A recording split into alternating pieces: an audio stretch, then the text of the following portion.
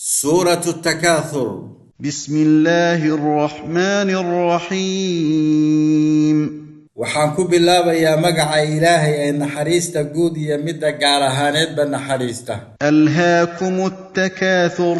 waxaa idinka mashquuliyay dadow daacadda Ilaahay wax badsasho iyo isufaanid حتى زرتم المقابر. ilaa aad ka booqataan qubuuraha ood ka dhimataan. كلا سوف تعلمون.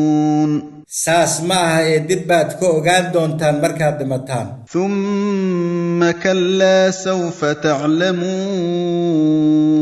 kadibna arrinku sidaas ma aha ee waad ogaan doontaan. كلا لو تعلمون علم اليقين.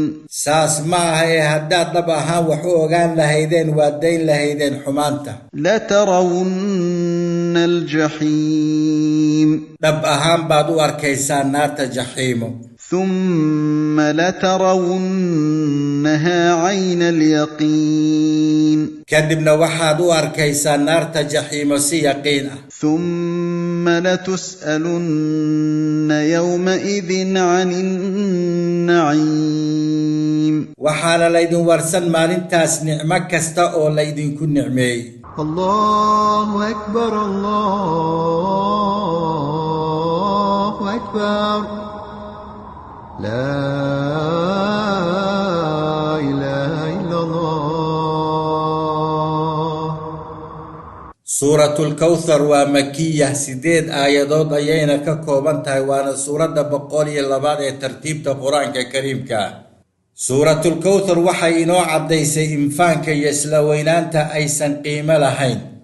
cid kastoo faanka iyo isla weynaantu ay ka mashquuliyaan daacadda Ilaahay iyo ujeedadii loo abuuray waxa u dambayn cirib xumo iyo khasaaro.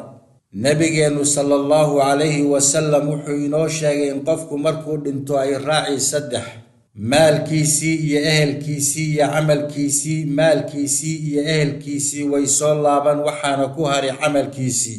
haddaba walaalayaal maalintaasi waxay u baahan tahay in loo shaqaysto.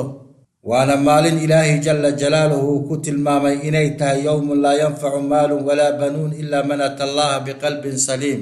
wallahu a'lam wa sallallahu ala nabiyyina Muhammadin wa ala alihi wa sahbihi ajma'in.